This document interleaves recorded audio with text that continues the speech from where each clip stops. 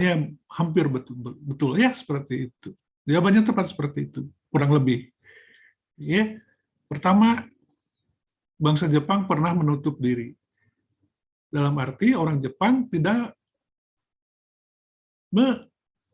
melakukan kontak budaya dengan bangsa asing. Ya, bagus jawabannya. Siapa namanya tadi?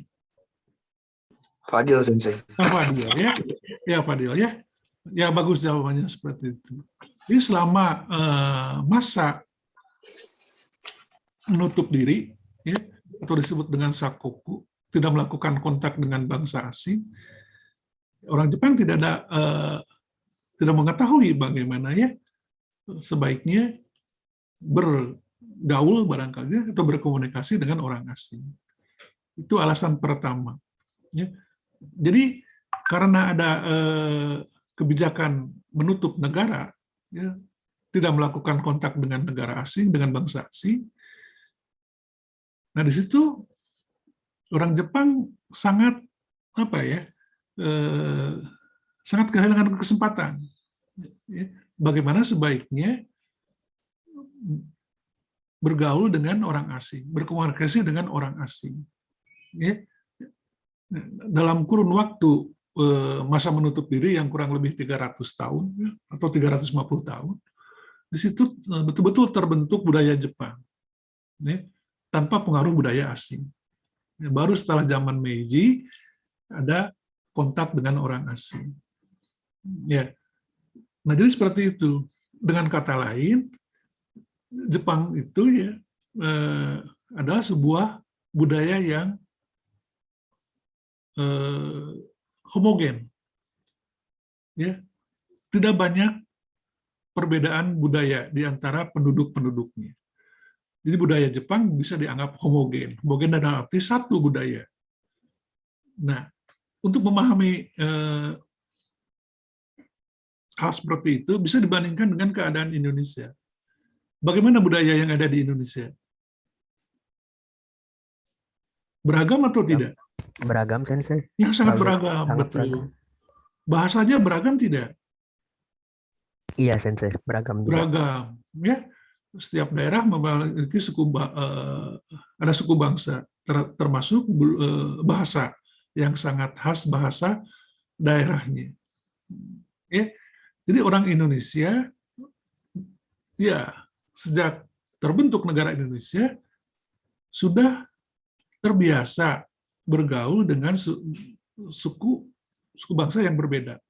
Sudah terbiasa mendengar bahasa daerah yang berbeda. Ya, seperti itu.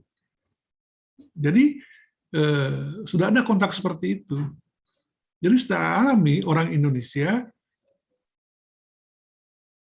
sudah mulai secara alami bisa memahami barangkali ya perbedaan budaya dirinya dengan perbedaan budaya suku bangsa yang lain. Nah, sedangkan di Jepang tidak. Boleh dikatakan Jepang tidak memiliki suku bangsa. Ya, kalaupun ada suku bangsa, ya ada misalkan. Suku bangsa apa biasanya yang sering dijadikan contoh yang ada di Jepang? Ainu, Sensei. Ya betul, Ainu. Ya, betul. Ainu memang berbeda budaya dengan budaya Jepang umumnya. Tapi Ainu, ya penduduknya sedikit, ya, sehingga boleh dianggap sangat minoritas, ya, bukan mayoritas, seperti itu. Lalu gerak kehidupan orang Ainu pun terbatas, begitu ya. Bukan berarti tidak boleh memahami budaya Ainu, begitu ya. Namun secara umum, ya, Jepang dianggap memiliki budaya yang khas, ya, atau yang homogen. Nah, masalahnya, jadi ketika orang Jepang ya berhadapan dengan orang asing begitu ya, itu akan menimbulkan masalah. Ya. Ya mengapa menimbulkan masalah?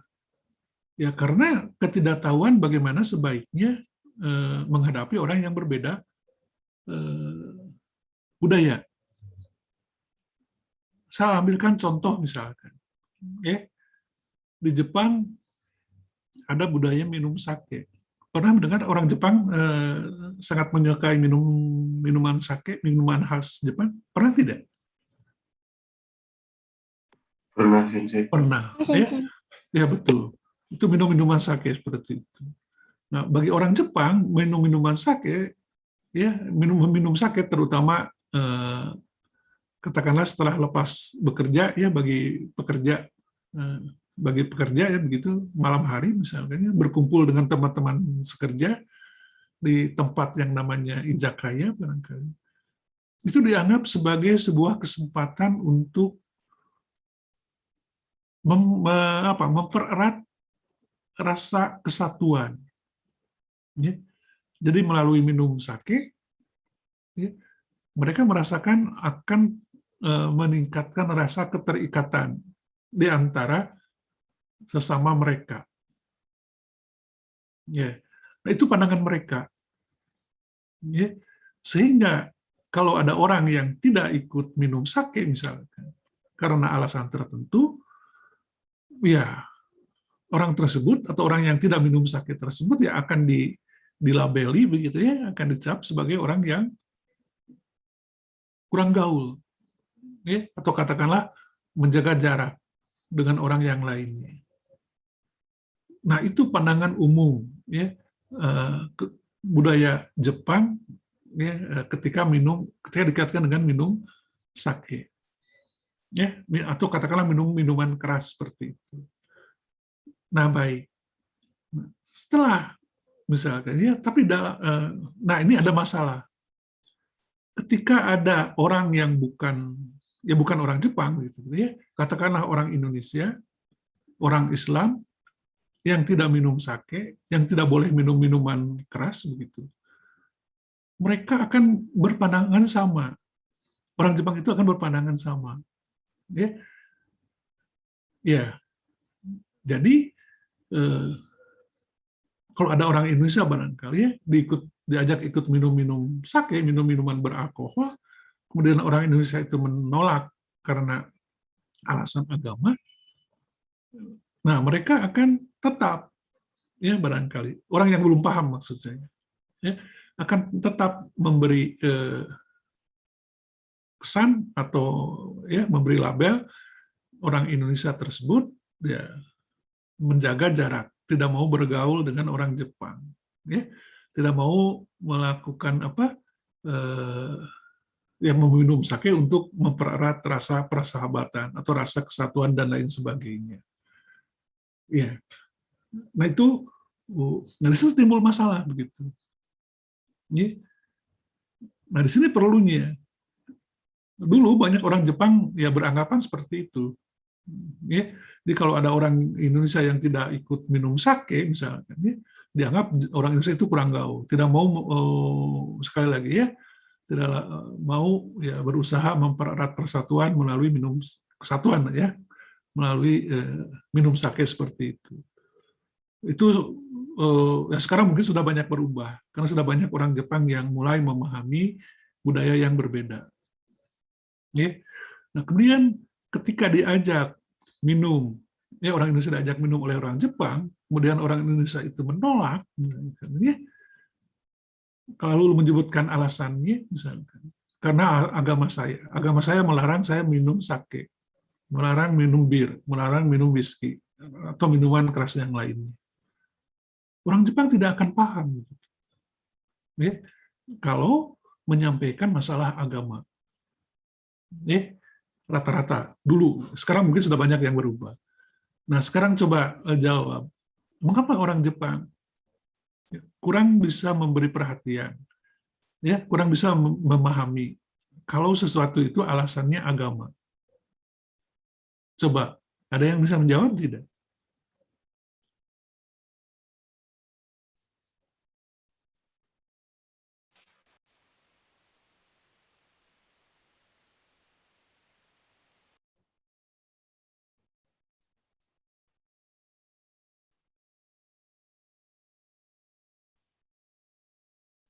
Izin menjawab, Sensei. Ya, siapa namanya? Muhammad Parasdia. Coba sekali lagi sebentar. Muhammad Parasdia, Hanif. Iya, ya, silahkan. Mengapa? Coba jawab. kalau menurut saya kemungkinan karena orang Jepang saat masih kecil kurangnya pendidikan ketuhanan mungkin. Jadi mereka hanya dididik secara tata krama yang baik, bertingkah laku baik dengan kepercayaan mereka yang mungkin tidak banyak mengikut sertakan prinsip ketuhanan. Jadi doktrinasi yang diberikan orang tua kepada anaknya itu menjadikan suatu bibit pemikiran bahwa yang penting yang selalu lebih mengutamakan tata krama saja tanpa mengikut sertakan agama atau ketuhanan mungkin. Seperti itu, Sensei. Ya, bagus. Jawabannya tepat sekali. Jawabannya tepat sekali. Seperti itu. Ya. Dengan kata lain, orang Jepang itu menganut paham sekuler ya, paham sekuler. Tahu tidak apa yang maksud dengan sekuler? Misalkan agama dengan kehidupan sosial. Ya, bagus ya, semua sudah pernah tahu. Jadi memisahkan agama dari kehidupan sosial. Ya. Jadi tidak membawa masalah agama dalam kehidupan sosial. Ya, jawaban Anda tadi betul seperti itu. Ya, karena orang secara singkat karena orang Jepang memang sekuler begitu, memisahkan masalah agama dari kehidupan. Ya. Ini pada satu pengalaman, ketika orang Indonesia menolak ya, minum sake, lalu disebut bahwa itu karena ajaran Islam melarangnya. Orang Jepang tersebut berkata, toh Tuhanmu ada di Indonesia, kamu sekarang ada di Jepang. Tuhanmu tidak akan tahu kalau kamu makan atau minum sake di sini. Itu contoh ekstrim begitu. Ya, contoh ekstrim seperti itu. Jadi contoh ekstrim bagaimana orang Jepang menganut paham sekuler. Ya. Dia tidak masuk akal barangkali. Kalau jawaban dari sisi agama seperti itu misalkan ya. Seperti itu. Lalu ya, orang Jepang itu akan mudah atau akan puas barangkali. Kalau jawabannya saya tidak minum sake karena saya sakit mah. Karena saya dilarang oleh dokter. Karena saya dilarang oleh dokter minum minuman keras. Itu akan lebih memuaskan bagi mereka. Ya, daripada ya sekali lagi menyampaikan alasan secara agama. Nah, di situ akan timbul perbedaan cara pandang gitu ya, yang akhirnya bisa dengan salah memahami budaya orang Indonesia ya, atau kebiasaan orang Indonesia seperti itu. Ya, nah, itu contoh ekstrimnya seperti itu begitu. Ya, jadi terkait dengan pemahaman lintas budaya ini, kalau begitu apa tujuan memahami budaya orang yang berbeda? Memahami budaya yang berbeda. Ya kalau orang Indonesia ya sekira banyak budaya, ya secara alami sudah bisa memahami lah tanpa diberitahu juga misalkan ya. Orang Sunda berbeda dengan orang Jawa, ya secara alami biasanya bisa menghargai bagaimana orang Jawa misalkan ya, seperti itu. Perbedaan dengan orang Jawa, perbedaan dengan orang Bali, ya dan seterusnya. Nah kalau begitu apa tujuan seseorang harus memahami perbedaan budaya? Perbedaan budayanya dengan perbedaan budaya orang lain. Silakan, ada yang mau jawab?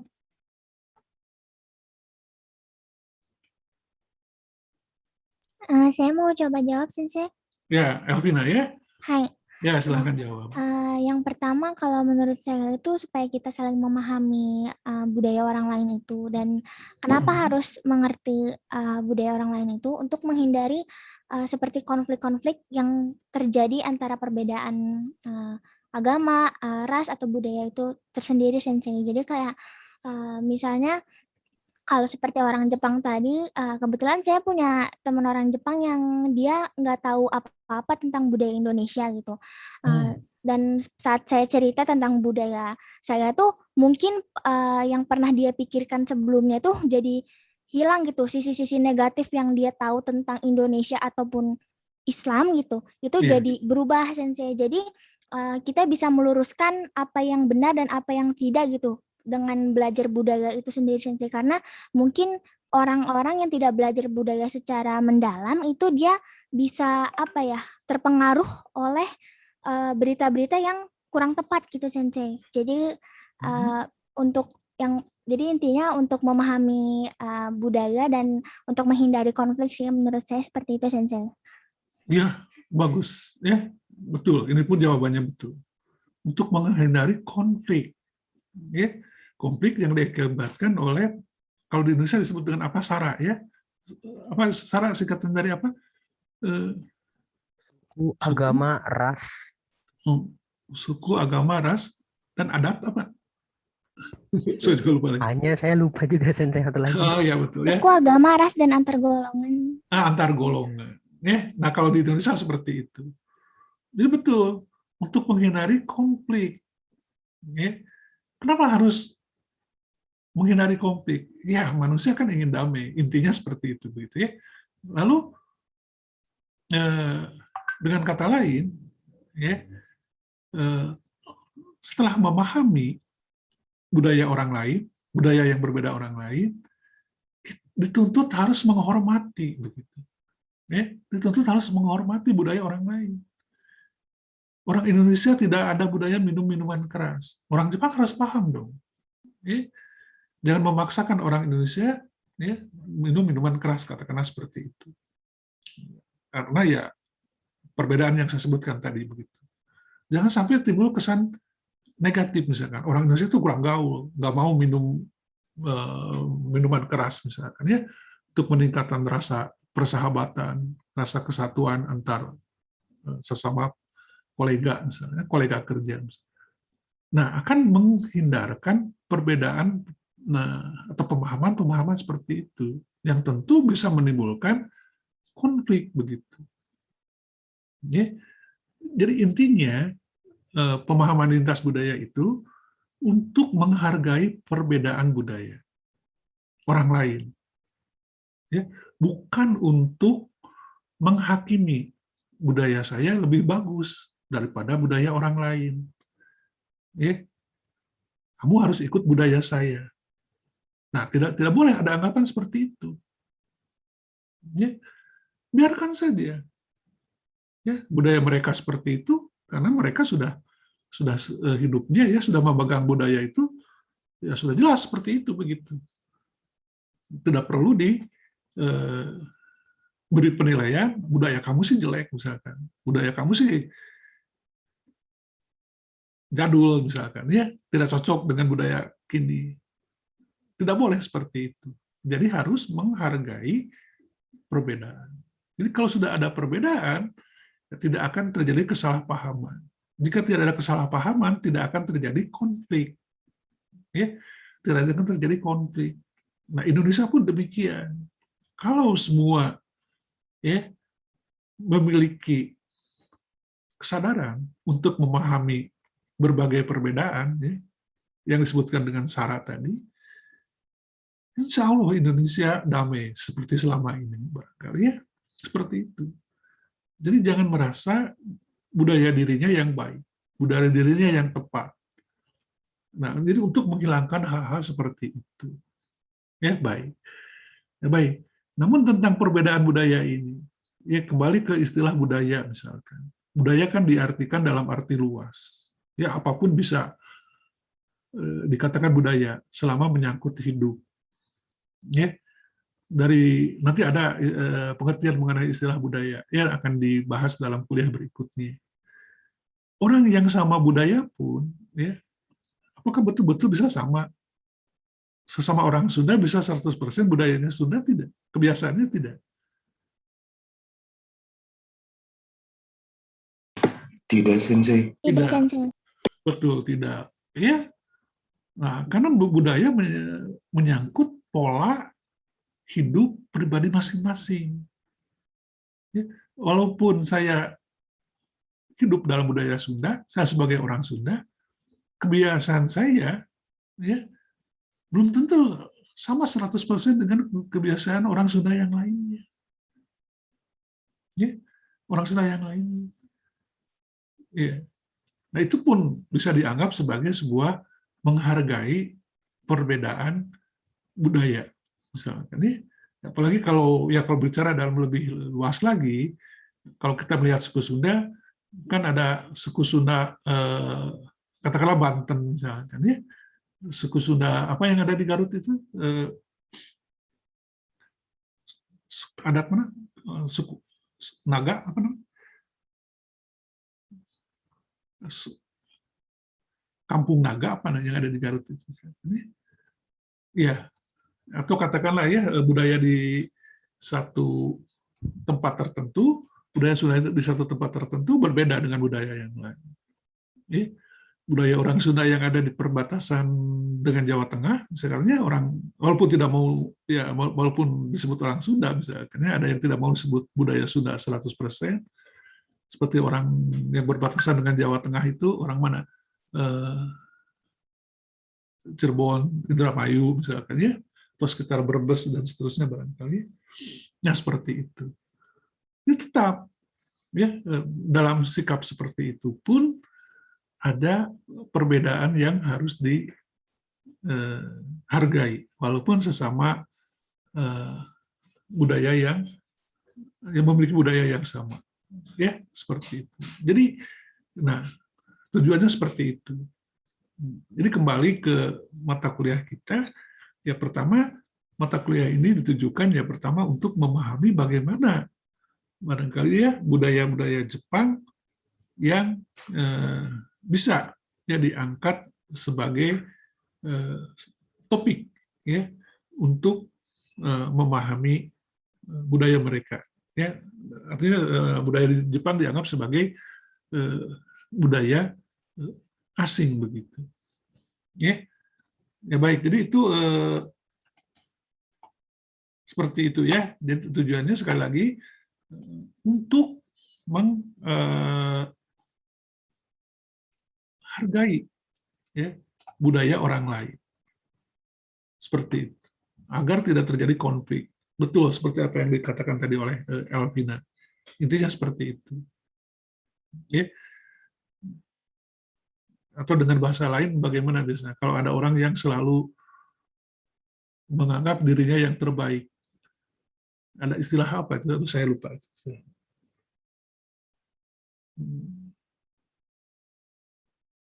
Ya, ya merasa suku bangsanya lebih baik, lebih bagus budayanya ya dibanding dengan orang lain.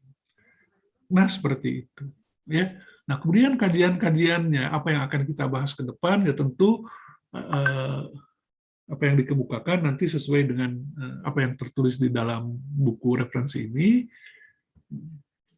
Salah satu hal lagi yang tidak boleh lupa barangkali ya ketika berbicara budaya, yaitu berbicara mengenai apa bahasa. Ya. Kenapa bahasa perlu dibicarakan, perlu dikaitkan ketika berbicara dengan masalah budaya? Kira-kira kenapa alasannya seperti itu?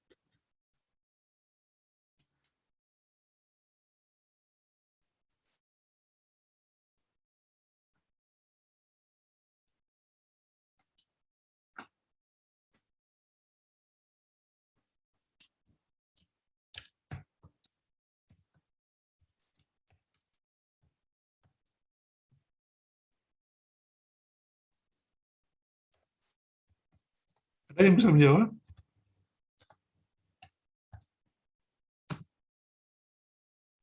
Izin menjawab, Sensei. Ya, silakan.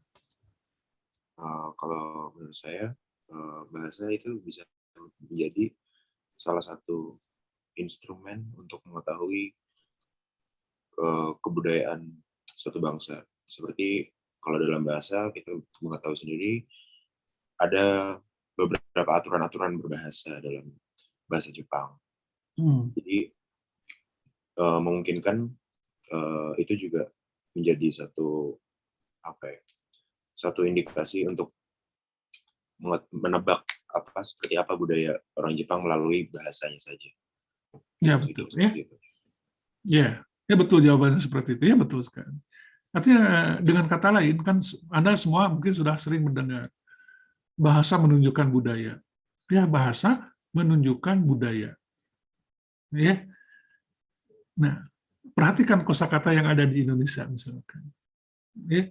Contohnya misalkan, pernah mendengar kata jam karet? Sensei. Pernah tidak? Pernah. Ada makna budaya tidak di balik makna itu? Ada Sensei? Nah, budaya apa di situ?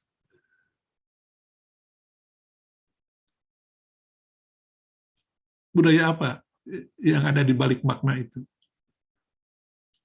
Budaya selalu tidak tepat waktu, Sensei. Ya, tidak tepat waktu. Ngaret. Ya, begitu.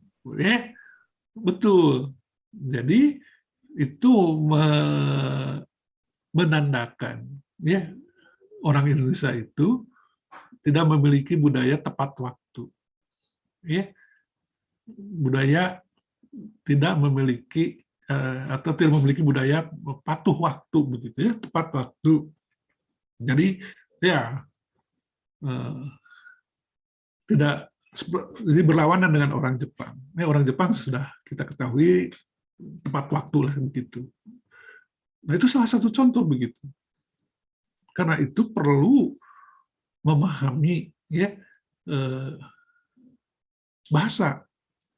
Karena di dalam bahasa banyak muatan-muatan budaya. Ya saya sebutkan tadi ada jam karet seperti itu misalkan ya. Nah, seperti itu. Itu banyak yang lainnya. Nah, nanti sumber-sumbernya bisa kita pahami barangkali ya. Bagaimana sumber-sumber budaya yang bisa atau sumber-sumber bahasa yang bisa dikaitkan dengan makna budaya begitu. Ya, satu contoh hal lain misalkan. Contoh dari bahasa Jepang misalkan. Dalam bahasa Jepang ada kata gambaru, gambarimas misalnya. Pernah mendengar kata itu? Pasti pernah saya kira.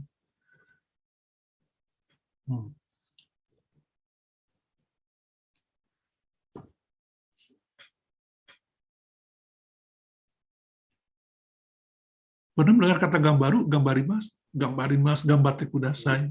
Pernah? Pernah, Sensei. Orang Indonesia atau dalam bahasa Indonesia ada padanannya tidak? Kata gambarimas di sana. Semangat. Apa? Semangat. Iya. Semangat ya, begitu ya. Nah, seperti itu. Nah, itu di dalam bahasa Indonesia dulu tidak ada. Ya, semangatnya seperti itu. Belakangan ada seperti itu. Nah, sekarang apa arti, kenapa orang Jepang ya sering berkata gambarimas? Ada budaya apa di situ?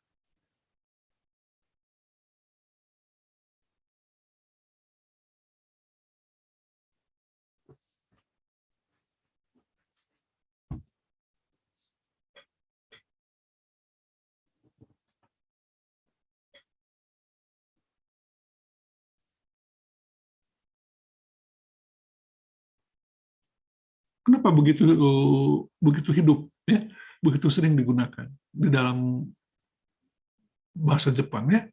Gambate kudasai misalnya, gambarimaso, hai gambarimas. Mengapa?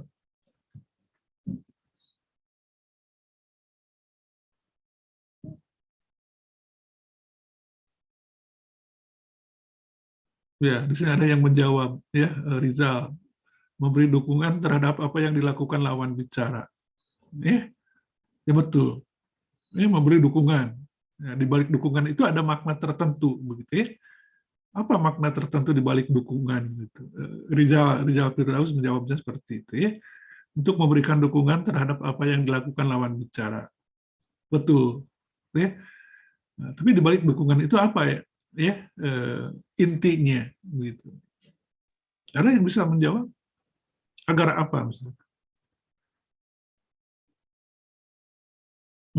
Ya, untuk memberikan atau mencapai hasil yang terbaik. Betul, ya. Rizal juga bilang, untuk memberikan hasil yang terbaik. Jadi kalau sudah menetapkan sesuatu untuk melakukan sesuatu, kerjakan sampai berhasil sedapat mungkin. Jangan patah semangat di tengah jalan. Ya, intinya seperti itu. Jadi harus punya komitmen begitu. Ya, ketika akan melakukan sesuatu, lakukanlah sempurna mungkin sehingga tercapai ya apa yang dicita-citakan ya atau target yang dicita-citakan. Nah, itu tidak terbatas untuk hal-hal yang besar misalkan ya. Seseorang yang akan bertanding di pertandingan nasional misalkan ya. Lalu sekelilingnya berkata gambate kudasai. Tidak seperti itu. Ya, terhadap orang yang ikut ujian UAS pun, UTS pun, misalkan, kan itu skalanya kecil, gitu ya, levelnya level kecil. Tetap saja mereka memberi dukungan. Ya, gambate kudasai ini, misalkan seperti itu. Ya, ya. Nah itu contoh, ya, bahwa dalam memahami budaya, ketika dikaitkan dengan perbedaan budaya, perlu menguasai makna-makna budaya, ya, yang ada di dalam bahasa tersebut. Ya, tadi sudah saya contohkan ada jam karet seperti itu misalkan, atau ada kata gambarimas misalkan untuk orang Jepang, ya. Atau misalkan jangan jauh-jauh lah. Coba ini sebagai ilustrasi saja barangkali, menyangkut persalaman. Orang Jepang, ya secara resmi ya biasanya, atau bukan secara resmi ya, secara umum menggunakan ohayo gozaimasu, konnichiwa, konbanwa, itu yang inti misalkan. Di luar itu banyak persalaman yang lainnya. Dan orang Jepang, ya mengapa sangat hidup ya persalaman itu. Budaya mengucapkan salam ya, selamat pagi, selamat siang, selamat sore terhadap teman, terhadap guru, terhadap orang tua sendiri. Sudah mendarah daging begitu. Itu sebuah budaya begitu. Nah, yang harus dipahami begitu. Mengapa atau apa arti persalaman bagi orang Jepang? Apa arti persalaman bagi orang Jepang? Mungkin Anda pernah melihat di drama atau di film Jepang dan sebagainya. Terhadap anggota keluarga sendiri pun mengucapkan salam ya, umumnya ya seperti itu. Pagi misalkan, ketika bangun pagi seorang anak lalu bertemu dengan ibunya, dengan orang tua, dengan ayahnya, mengucapkan selamat pagi, ohayo gozaimasu, atau ohayo misalkan ya, dan sebagainya misalkan. Atau ketika bertemu dengan teman kuliah, dengan teman sekelas, teman sekolah di jalan, lalu mengucapkan ohayo misalkan terhadap teman sekelas. Ada apa di balik makna budaya itu? Di budaya bukan keharusan gitu ya. Sudah alami kalau bagi orang Jepang. Ya. Ada apa di situ? Nah, Resti di sini menjawab, bentuk rasa menghormati. Ini dikaitkan dengan mengucapkan salam ya, Resti ya. Ya. Ya, salah satunya bisa saja ya menghormati terhadap orang yang dihormati begitu. Tapi ya betul saja secara umum untuk menghormati seperti itu. Selain menghormati ya dengan memberi salam, ada apa ya di balik makna mengucapkan kata salam tersebut?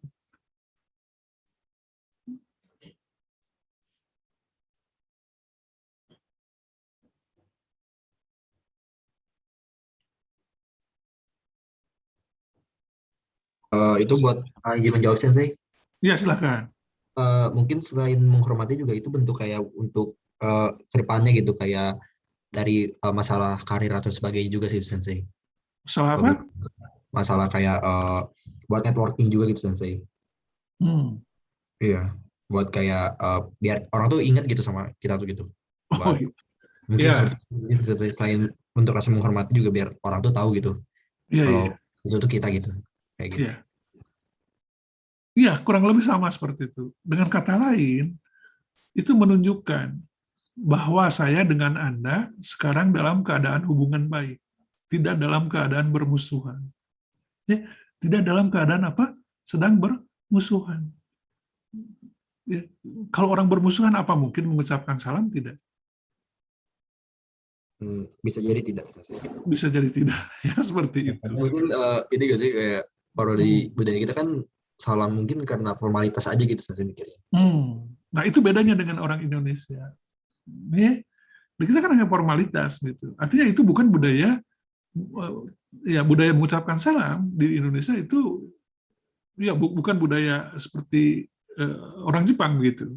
Ya Anda mengatakan tadi formalitas. Betul seperti itu. Jadi pada intinya dalam budaya Indonesia tidak ada ucapan persalaman seperti di dalam budaya Jepang. Coba kalau Anda bangun pagi ya sebagai orang Indonesia lalu berkata kepada ibu atau pada ayah, "Selamat pagi Pak, selamat pagi Bu." Kira-kira reaksi ayah Anda bagaimana? Ibu Anda bagaimana? Kaget dan merasa aneh sih, Sensei. Ya, kaget dan merasa aneh. Kenapa? Kenapa kaget? Kenapa aneh? Mungkin Tidak kalau dari terbiasa. tidak terbiasa gitu. Ya Dan betul. Anda akan dibawa, ya, Anda sama orang tua akan dibawa ke rumah sakit jiwa kalau berkata seperti itu. Ya, aneh nih anakku katanya. Coba bawa ke psikiater katanya. Mungkin akan begitu ya. Ya itu contoh ekstrimnya. Jadi di dalam, nah sebaliknya begitu. Ya, ketika orang Jepang melihat orang Indonesia, barangkali ya dalam kondisi Indonesia, ya, ya tidak mengucapkan salam misalkan, ya harus paham misalkan. Dia dalam dunia Indonesia atau dalam budaya Indonesia tidak ya ada budaya mengucapkan salam seperti orang Jepang. Jadi orang Jepang jangan salah paham barangkali. Kalau ada di dalam konteks budaya Indonesia, ada orang Indonesia tidak mengucapkan salam misalkan. Oh nggak apa-apa dia orang Indonesia. Orang Indonesia tidak punya pengertian seperti itu. Namun begitu ya, ketika ada di dalam konteks budaya Jepang, dia ada di dalam lingkungan Jepang barangkali ya, lalu ya lawan bicaranya juga orang Jepang, ya bukan tidak salah ya. Jadi ada baiknya ya mengikuti budaya mereka. Ya katakanlah demikian barangkali contoh ekstrimnya. Satu saat nanti katakanlah Anda bekerja dengan orang Jepang atau di perusahaan Jepang. Ya baik di Indonesia ataupun di Jepang katakan begitu. Dari situ ya terhadap teman kerja orang Jepang barangkali, apalagi terhadap bos barangkali, ya harus mengikuti tata cara Jepang seperti itu. Ya, seperti itu. Mengucapkan salam kepada rekan kerja, mengucapkan salam kepada bos Anda sebagai orang Jepang seperti itu. Kalau tidak, Anda nanti dicap sebagai orang yang sedang tidak berbaikan dengan saya, misalkan ya aturan seperti itu. Nah, di lain pihak ya orang Jepang pun harus paham barangkali. Kalau ada orang Indonesia, dalam konteks bahasa Indonesia, dalam konteks budaya Indonesia, tidak mengucapkan salam seperti itu. Ya, di dalam bahasa manapun, termasuk di dalam bahasa daerah, saya kira di Indonesia, ada tidak bahasa daerah yang, atau budaya tidak yang mengucapkan salam, yang harus mengucapkan salam? Seperti di Jepang, selamat siang, selamat pagi, selamat malam. Ada tidak? Izin menjawab Sensei. Kalau setahu saya sih kayak bisanya itu tuh pengucapan kayak kalau datang kemana gitu. Biasanya kayak gitu. Bisa aja datang ke Indomaret gitu. Selamat pagi, selamat belanja kayak gitu. Mungkin jadi buat kayak bukan bentuk dalam kebiasaan gitu. Kayak di formalitas juga gitu Sensei jadinya. Kayak gitu. Mungkin juga kalau di bahasa daerah juga jarang terdengar Sensei. Cuma di tempat-tempat daerah, misalnya di tempat makan Sunda atau di tempat budaya Sunda kayak gitu mungkin Sensei. Ya betul. Ya bagus jawabannya. Ya, siapa namanya? Haikal, Haikal ya. Ya bagus Haikal ya. Betul. Seperti itu. Ya. Jadi sebagai pengganti salam, orang Indonesia itu akan bertanya, mau kemana? Misalnya. Itu sebagai pengganti salam. Gitu. Mau kemana? Itu tidak berarti orang itu mau memahami urusan pribadi orang lain. Itu hanya sekedar basa-basi. Ya, sekedar basa-basi. Kalau bertemu dengan orang, tidak menyapa, tidak sopan. Mengucapkan selamat pagi, rasanya kaku, tidak biasa, aneh. Lalu bertanya, mau kemana? Misalnya. Jawabannya juga serius atau tidak? Tidak kan? Mau ke depan, katanya begitu. Ya jelas mau ke depan kan? Seperti itu misalnya. Tidak ada masalah di situ. Itu hanya sebagai basa-basi saja. Nah, namun hati-hati ya.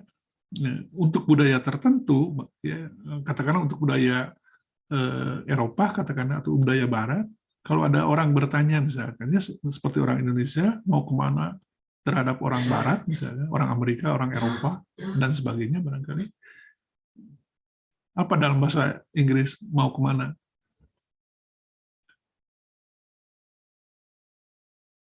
Where are you going? Seperti itu. Nah, bagi budaya Barat itu sudah dianggap sebagai pertanyaan yang mengandung makna ingin mengetahui urusan pribadi orang. Saya mau kemana, bukan urusan Anda. Anda tidak perlu bertanya seperti itu. Nah, di situ ya nanti terjadi perbedaan pemahaman budaya tersebut. Bagi orang Indonesia, barangkali itu hanya sebagai persalaman. Tapi dilihat dari budaya Barat, itu dianggap sebagai sebuah pertanyaan yang mengandung ingin mengetahui masalah pribadi orang lain. Dan bagi orang Barat itu sangat tidak sopan. Ya, menanyakan mau kemana, katanya seperti itu. Ini masalah saya mau kemana, Anda tidak perlu bertanya seperti itu. Nah, di situ. Ya, itu tidak apa-apa. Ya, jangan dipaksakan di dalam budaya Sunda, misalkan, ketika bertemu dengan tetangga, lalu Anda mengucapkan selamat pagi Bu, wilujeng enjing Bu, nah, itu tidak akan diterima oleh budaya kita. Ya, sebuah kejanggalan seperti itu. Ya, nah itu. Jadi sekali lagi ini saya tekankan betapa banyaknya ya kaitan budaya atau bahasa dengan budaya, ya, kaitan bahasa dengan budaya. Dan itu sumber, ya, sumber untuk ya sumber kekayaan gitu ya, kaya sumber kekayaan untuk bisa memahami makna budaya melalui bahasa begitu. Itu salah satu contoh saja. Jadi jangan tidak perlu mengambil contoh yang besar dulu begitu ya. Saya katakan seperti saya katakan tadi soal persalaman misalkan. Itu sama begitu. Itu bisa mengganggu komunikasi ya, bisa mengganggu kesalahpahaman jika tidak tepat menggunakannya sesuai dengan makna budaya. Ya. Satu contoh lagi misalkan dari bahasa Jepang misalkan. Tidak jauh-jauh misalkan. Sejak masuk semester 1, Anda pasti sudah mendengar kata ame. Apa ame di dalam bahasa Indonesia? Ame ngahuru misalkan. Hujan. Ya, hujan. Kalau kita telaah lebih jauh, ada ya masalah budaya yang dikaitkan dengan masalah hujan. Ya, yang dikaitkan dengan masalah hujan. Ya, misalnya dalam budaya Indonesia, Pak, maaf saya terlambat datang kuliah karena hujan. Bisa diterima tidak di dalam budaya Indonesia? Masih bisa, Sensei. Bisa tidak? Masih bisa. Iya. Karena jelas Pernah. gitu. Seperti itu ya. Iya. Nah, dalam budaya Jepang tidak bisa diterima. Tidak bisa dijadikan alasan. Hujan dijadikan alasan keterlambatan masuk kuliah, keterlambatan masuk kerja, ya, keterlambatan apalah begitu ya. Mengapa? Karena sesuatu yang bisa dihindari. Toh ada payung. Ya, ada jas hujan. Dan sebagainya. Kenapa Anda tidak menggunakan itu? Nah, itu perbedaan-perbedaan budaya yang harus dipahami. Jadi kalau suatu saat barangkali Anda berbicara kepada orang Jepang, lalu mengemukakan satu alasan karena hujan, ya itu tidak bisa diterima dalam budaya Jepang. Nah, sekarang saya berpikir begitu, bertanya begitu. Mengapa di dalam budaya Indonesia bisa diterima? Mengapa di dalam budaya Indonesia bisa diterima?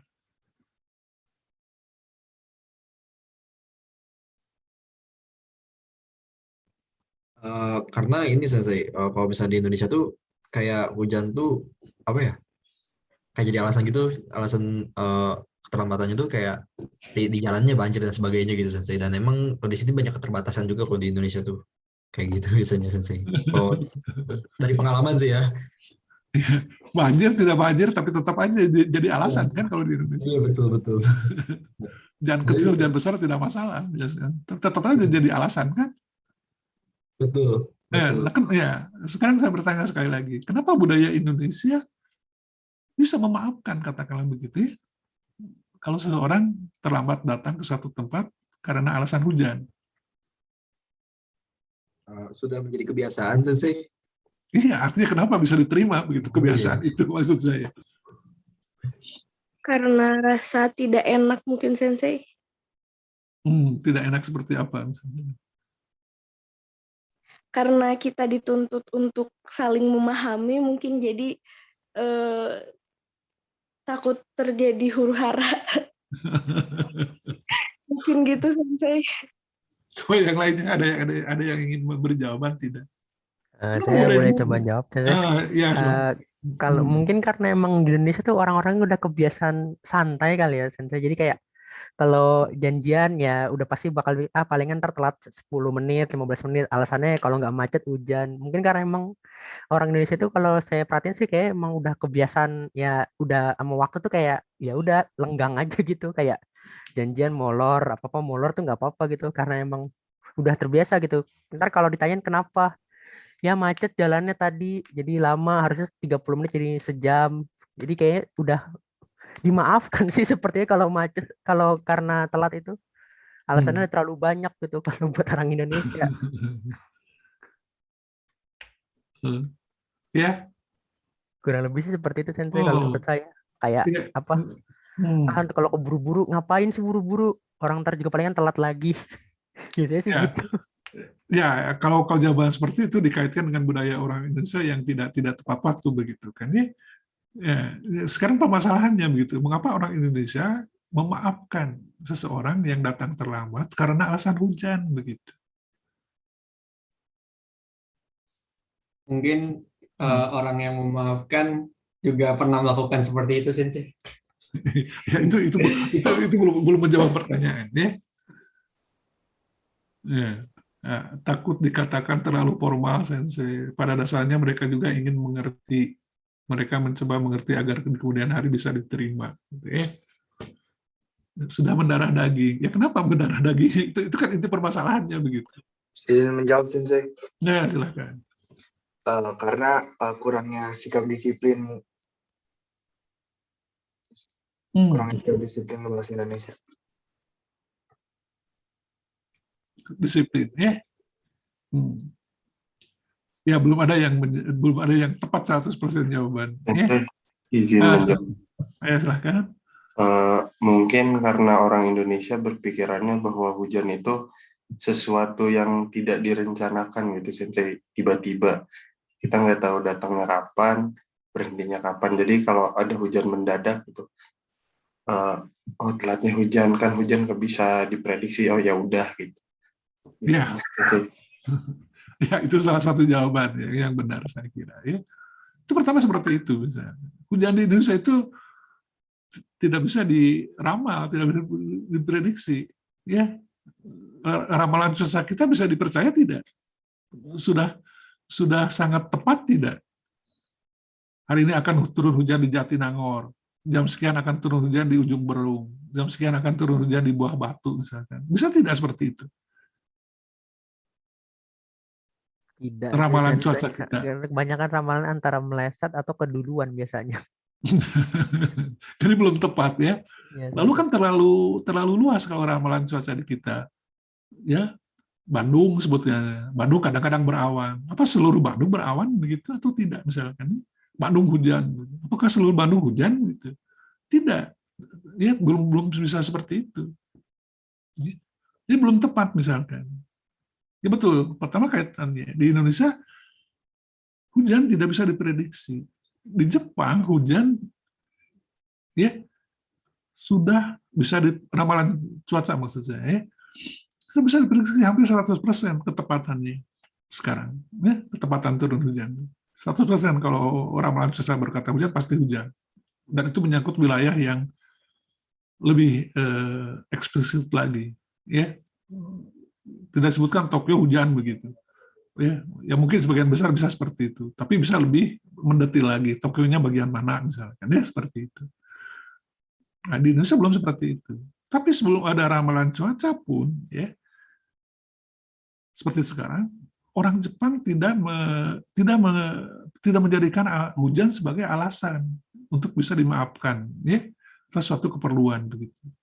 Untuk Indonesia boleh dikatakan, ya. Karena di Indonesia hujan memang tidak bisa diprediksi seperti di Jepang begitu. Ya. Apakah hari ini saya harus membawa jas hujan, harus membawa payung misalkan? Ya. Itu tidak bisa. Tapi kalau orang Jepang sudah untuk sekarang maksudnya itu bisa. Tapi secara budaya orang Jepang dari dulu sebelum ada ramalan cuaca pun begitu ya, atau sebelum ramalan cuacanya tepat seperti sekarang tidak menjadikan hujan sebagai alasan ya, keterlambatan. Ya, seperti itu. Itu pertama barangkali. Betul jawaban Anda yang tadi terakhir ya. Nah, jawaban izin menambahkan. Silahkan. Tadi yang dari jawaban Febri juga ingin menambahkan kayak kebiasaan orang Indonesia itu tidak mempersiapkan terlebih dahulu gitu Sensei. Jadi kayak apapun kondisinya tidak dipersiapkan gitu. Jadi cuma lihat dari akan hujan tapi taunya hujan. Jadi kayak nggak dipersiapkan terlebih dahulu gitu. Ya tadi Sensei udah bilang juga apa bawa payung atau ada bawa payung kah, bawa jas hujan kah. Jadi kayak nggak mungkin kebiasaannya jadi nggak mempersiapkan hal yang tak terduga gitu Sensei. Iya, ya betul. Ya, jadi kurang perhatian terhadap hal seperti itu. Dia terhadap hal yang harus dipersiapkan. Satu hal lagi misalkan, ya, orang Indonesia itu kan pemaaf biasanya. Betul orang Indonesia itu pemaaf pada intinya. Nah, terlambat 5 menit, 10 menit biasa, pasti dimaafkan. Gitu ya. Pasti orang lain pun memberi maaf, misalkan seperti itu. Betul tidak? Kalau telat 5 menit, 10 menit, betul Sensei. Betul Sensei. Betul sekali. Benar sekali. Ya, orang Jepang pun pemaaf begitu. Tapi ada batasnya. Tidak setiap segala persoalan dimaafkan begitu. Orang Jepang kan pemaaf, Anda tahu begitu banyak ucapan yang menyatakan makna maaf di dalam bahasa Jepang, sumimasen, gomeng nasai, apalagi selain sumimasen, mosiwake arimasen, ya. Banyak sekali kan, ya. Itu orang Jepang itu pemaaf begitu. Tapi ada bagian-bagian yang mana bisa dimaafkan, betul-betul dimaafkan, mana yang tidak. Ya, untuk hujan sudah tidak bisa dimaafkan dalam budaya Jepang sekali lagi. Ya, artinya kalau melihat kasus misalkan demikian, jika kedatangannya itu akan merepotkan orang lain, akan memberi pengaruh, akan memberi efek terhadap orang lain. Ya, karena sudah ditentukan secara apa? Karena itu ada kaitannya dengan apa? Orang Jepang itu mematuhi waktu misalkan begitu. Ya, seperti itu. Jadi kalau sudah ditetapkan suatu acara dalam satu kurun waktu tertentu, ya, misalkan ada rapat pukul 5, katakanlah pukul 9 sampai pukul 11. Ya. Ini di Jepang, ya. Lalu pimpinan rapat terlambat karena hujan. Dengan demikian, kalau tidak diusahakan barangkali, kalau sesuai jadwal, berarti harus terlambat akhir rapat tersebut, molor menjadi 15 menit misalkan. Nah, itu akan membawa efek kepada para peserta rapat yang lainnya. Para peserta rapat yang lainnya sudah punya acara, katakan, mulai jam 11 punya acara lain. Itu akan merepotkan orang. Ya. Nah, jadi sekali lagi, nah ini efeknya luas begitu. Kalau dikaitkan dengan budaya Jepang, karena Anda terlambat, rapat pun harus terlambat 15 menit, efeknya peserta rapat akan terganggu dengan acara yang lainnya. Ya, nah itu kalau lebih jauh lagi. Lalu ada pandangan hidup di dalam orang Jepang, tidak boleh merepotkan orang lain. Ya, meiwako kakenai kata gitu kan. Nah, seperti itu begitu. Ya. Nah, itu ya terkait dengan itu. Jadi saya ingin tekankan itu hanya sebagai contoh saja. Ya, jangan jauh-jauh hujan saja begitu ya. Ketika kita mendengar kata hujan, lalu dikaitkan dengan budaya, seperti yang sudah dijelaskan, yang sudah dibahas tadi, nah itu ada efeknya begitu ya. Ada makna-makna budaya seperti itu. Begitu. Itu baru dari satu contoh saja begitu. Belum melihat dari contoh tata bahasa misalkan. Ya, ada tata bahasa yang menyatakan makna budaya. Jelas. Karena tata bahasa adalah bagian dari bahasa, dan bahasa itu menunjukkan budaya. Ya, jadi ada tata bahasa yang ya, bukan ada. Ya, pasti ada saya kira ya. Itu tata bahasa yang menunjukkan makna budaya. Ya, seperti itu. Ya. Ya. Apa contohnya misalkan? Faktor tata bahasa yang menunjukkan makna budaya. Misalkan ya, tata bahasa begitu. Ya.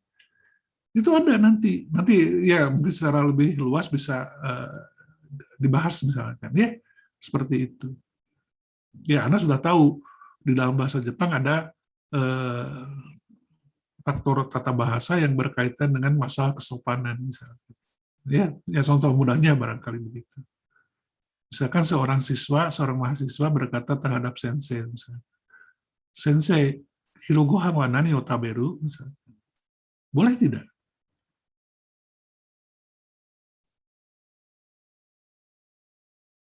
Nah, mahasiswa berkata kepada sensei, ya, "Sensei, hirogohan wa nani o taberu?" Misalnya. Boleh tidak? Enggak sih, Sensei. Tidak sih. Sopan gitu, Sensei. Berarti apa? Tidak hormatnya betul. Nah, itu kan menyangkut tata bahasa, menyangkut budaya, tidak sopan, betul ya, menurut siapa ini Faruna, ya. Itu tidak sopan. Nah, itu tidak bisa membuat nyaman, misalkan.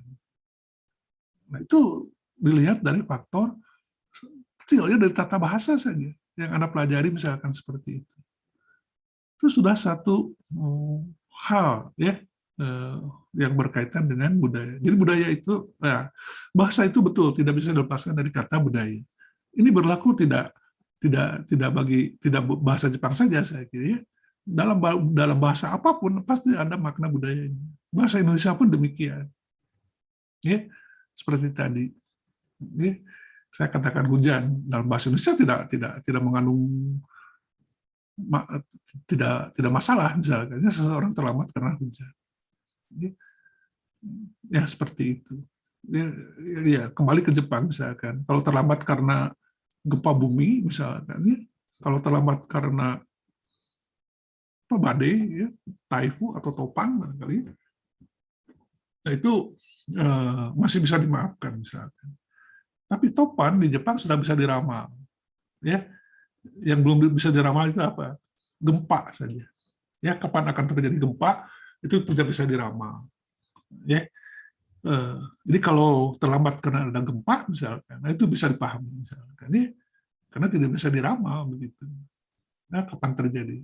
Tapi kalau taifu ya topan, angin topan, badai begitu, badai topan itu sudah bisa diramal sekarang. Jadi sudah bisa tidak bisa dimaafkan gitu. Karena tidak ada badai yang tiba-tiba terjadi. Jauh hari sebelumnya sudah bisa diramalkan. Ya, seperti itu. Jadi ya itulah barangkali ya kaitan budaya dengan bahasa. Ya. Jadi semakin banyak mengetahui kosakata barangkali, semakin banyak yang harus Anda pahami tentang makna budaya yang ada di balik makna kosakata tersebut. Ya, contohnya sudah saya jelaskan tadi ya banyak. Jangan yang jauh persalaman misalkan ya, atau tadi ya apa hujan misalkan ya, atau ungkapan tadi ya tata bahasa yang saya katakan sensei nani otaberu misalkan seperti itu. Nah seperti itu. Jadi diperlukan kehati-hatian ya supaya tidak terjadi apa ya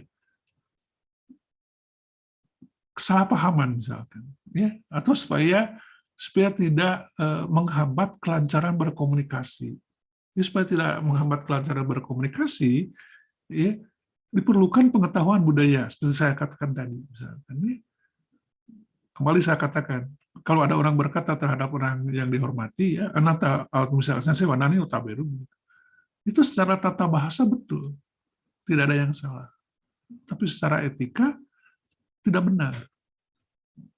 Sensei akan tersinggung kalau ada mahasiswa yang seperti itu.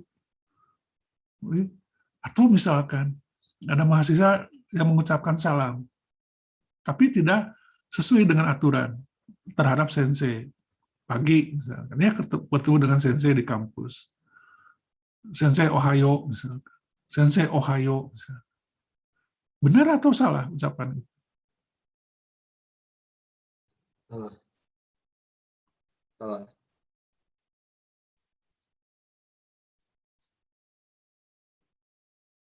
Nimas berkata salah. Ya, kenapa Nimas salah? Harus ohayo gozaimasu sensei. Kalau ohayo non formal. Iya. Jadi terhadap orang yang dihormati harus menggunakan kata gozaimasu. Ya. Anda boleh menggunakan kata ohayo terhadap sesama orang yang sudah akrab, terhadap teman kuliah Anda, terhadap adik misalkan ya, terhadap kohai Anda misalkan ya. Ya, tapi kalau terhadap senpai misalkan di Jepang barangkali Anda berkata terhadap senpai, tahu kan arti senpai? Kakak. Tahu ya? Ya. Jelas tahu ya.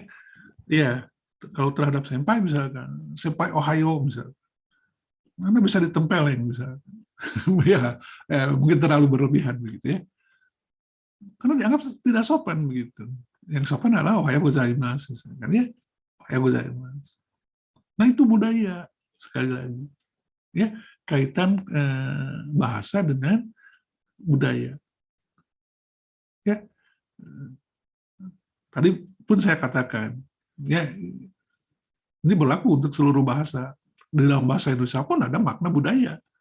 Ya, ada makna budaya yang harus diperhatikan. Kalau tidak diperhatikan bisa melanggar kesopanan, bisa menimbulkan ketersinggungan, atau bisa menyatakan ya sakit hati misalkan. Ada tidak yang ingin memberi contoh di dalam bahasa Indonesia? Kira-kira kata-kata apa yang bisa menimbulkan ketersinggungan orang karena kesalahan menggunakan bahasa misalkan? Ada tidak?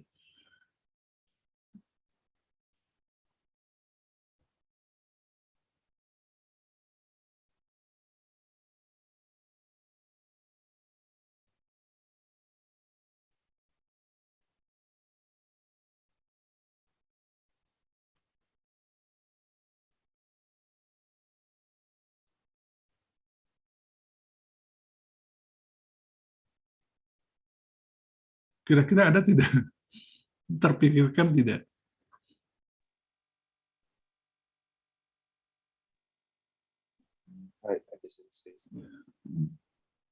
Ada yang ingin berpendapat? Izin mengumumkan pendapat. Oh, ini ada yang menulis lu dan gue misalkan ya, ini bahasa pergaulan misalkan ya, ya ini pun tidak boleh misalkan ya, kalau dalam situasi formal misalkan seorang mahasiswa berkata kepada dosen, lu mau kemana misalkan, jelas itu sangat ekstrim, ini tidak boleh ya. Ada contoh lain misalkan?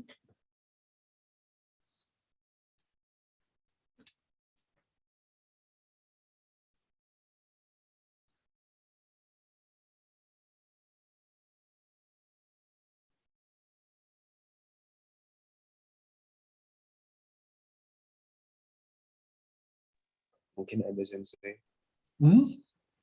Mungkin ada Sensei. Iya, silakan. Mungkin di beberapa kota-kota besar untuk sesama kawan yang sudah sangat akrab, mungkin penempatan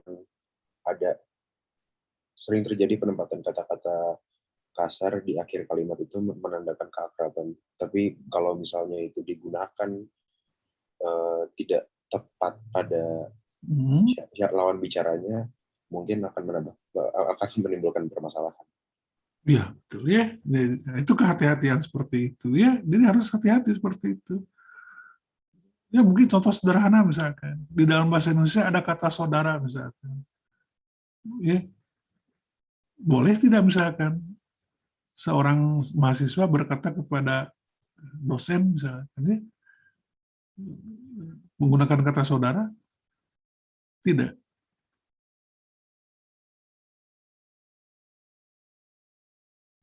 Boleh tidak seorang mahasiswa menggunakan kata saudara kepada dosen? Tidak, Sensei. Tidak, Sensei. Tidak, ya. Nah, seperti itu. Ya. Nah itu contoh contoh yang terpikirkan oleh saya misalkan. Nah, di dalam bahasa Indonesia penggunaan kata saudara itu kan sangat terbatas, saya kira ya. Sangat terbatas. Ketika menyangkut lawan bicara yang banyak misalkan ya.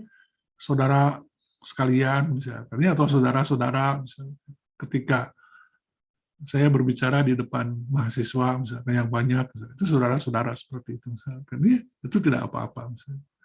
Saudara pemirsa misalkan, nah, itu kan umum misalkan. Saudara penonton misalkan, itu tidak masalah gitu ya. Namun ya jadi ada batasan. Nah itu di dalam bahasa Indonesia ya saudara itu hanya boleh dikatakan terhadap ya lawan bicara seperti itu. Tidak boleh diucapkan terhadap lawan bicara ya yang dihormati. Ya.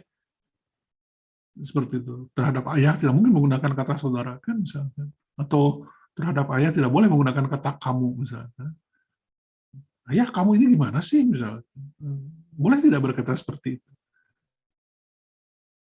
Tidak kan ya? Ya. Jadi itu sebagai gambaran saja ya, bahwa di dalam pemahaman lintas budaya pun ya, bukan pun saya kira ya, faktor bahasa ya, harus diperhatikan agar tidak terjadi kesalahpahaman misalkan ya, dan sebagainya seperti itu. Ya baik, ada pertanyaan tidak?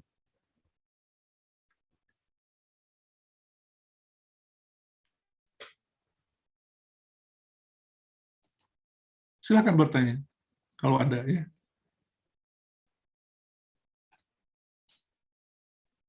Dari saya tidak ada, Sensei. Oh ya, dari yang lainnya ada tidak? Dari saya belum ada, Sensei. Belum ada ya.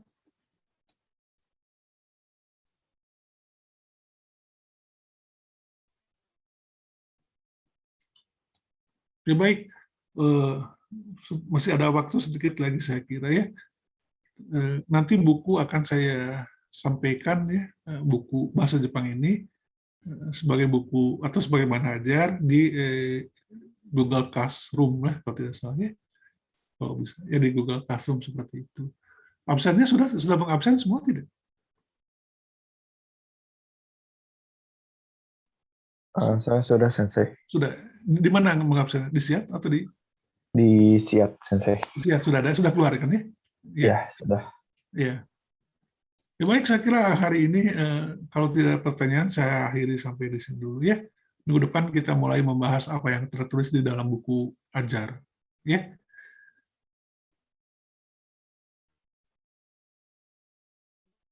Ya, sampai jumpa minggu depan. Jangan lupa mengisi absen ya semua ya. Baik, Sensei. Arigatou gozaimasu. Terima kasih banyak, Sensei. Arigatou gozaimasu. Arigatou gozaimasu, Sensei. Sensei, Iya, saya boleh bertanya silakan. mengenai absen. Mhm. Saya sebenarnya tidak memilih mata kuliah ini, tetapi menunggu PKRS, Sensei. Oh gitu. Iya, saya mau mengganti jadi Rikai, Sensei. Jadi mengenai absen gimana ya, Sensei? Oh, nggak apa-apa. Nanti sampai PKRS berarti nama tidak akan tertulis ya? Iya, Di absen. Sensei. Nggak apa-apa. Nanti beritahu aja saya. Ya, kalau sudah PKRS ya. Hai. Nanti Arigatou saya. gozaimasu, Sensei. Ya, begitu aja ya. Ya. Tapi tetap mengikuti pelajaran Sensei nggak apa-apa kan? Nggak apa-apa, Sampai nggak apa-apa. Nggak apa-apa, Hai. silakan. Ya. Masalah absen, masalah kecil bisa diatasi nanti. Ya. Hai, arigatou gozaimasu, Sensei. Siapa namanya barusan? Pak Fairuza?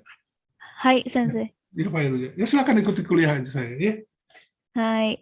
Ya.